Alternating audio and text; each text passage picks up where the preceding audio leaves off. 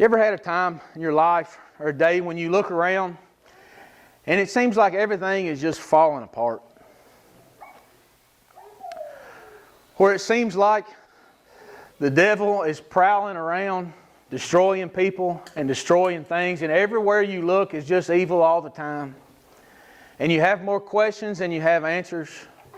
And you wonder what you're supposed to do with the difficult days of your life. Well, I want to share with you this morning from John chapter 16. And hopefully when we spend some time together in God's Word and here this morning, that maybe you'll feel better and know how to tackle the difficult days and times of your life. I'm going to read to you from John 16, 31 through 33. So let me give you some background on what we're going to read here.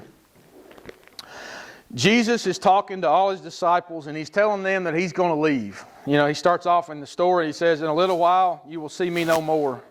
Then you'll see me again because I'm going to the Father."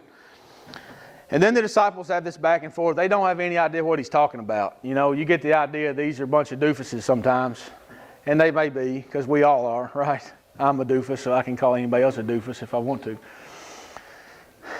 So they don't know what He's saying. And they say, "Jesus, why don't you just tell me what you mean? Why don't you quit speaking figuratively? Why don't you quit using these stories? Why don't you just say what it is you mean?" So Jesus says it, and they finally say, "Oh, okay, we get it. And now that we get it, we believe that you are who you say you are," as if they didn't believe it already. So then Jesus picks up and He says, and there is a little bit of sarcasm in Jesus' voice as I read this. He says, "Do you now believe?" Another translation says, "You believe at last." Jesus replied, "A time is coming, and in fact has come, when you will be scattered, each to your own home. You will leave me all alone. Yet I am not alone, for my Father is with me. I have told you these things so that in me you may have peace. In this world you will have trouble. But take heart, because I have overcome the world." So He's trying to get them to understand what's about to happen, and when they finally acknowledge that they believe everything He says, He gives them this sarcastic comment, and He says, "Oh, now you believe."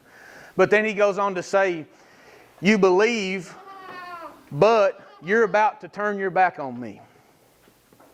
Because when Jesus is arrested, just a little bit past this in the book of John, when He's arrested, do you remember what happened to the disciples? Nobody knows who Jesus is anymore. Gone. Even when Peter followed Him, it says when they arrested Him, Peter followed Him at a distance. He kind of wanted to see what happened, but I think about that in terms of a fight at the middle school. When everybody starts gathering up, kind of wanting to see something about to go down, Peter wanted to see what was about to go down. But they all turned their back on Him, so that's why when Jesus is talking to them, He says, "Oh, so now you believe. You believe, but a time is coming when you're going to turn your back on me, and I am going to feel all alone." Isn't that how we feel when we have difficult days and difficult times?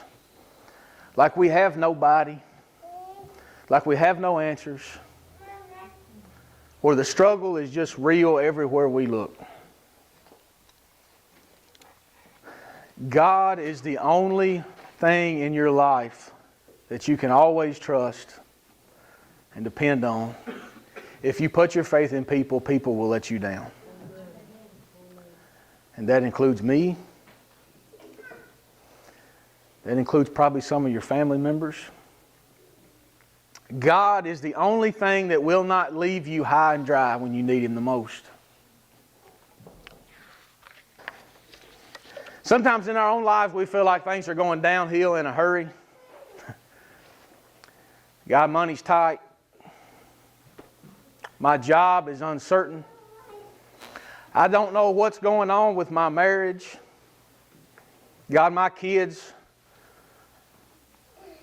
are running around like heathens.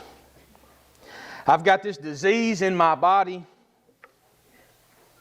God, when I look around and my life is in a constant state of turmoil, I look around and I say, God, where are you now? Where did you go? You know, Jesus says that there's a time coming when all those disciples would desert Him, and He says, and I will feel all alone. But do you know what He says after that? I will feel all alone, but I won't be alone because I know my God is with me.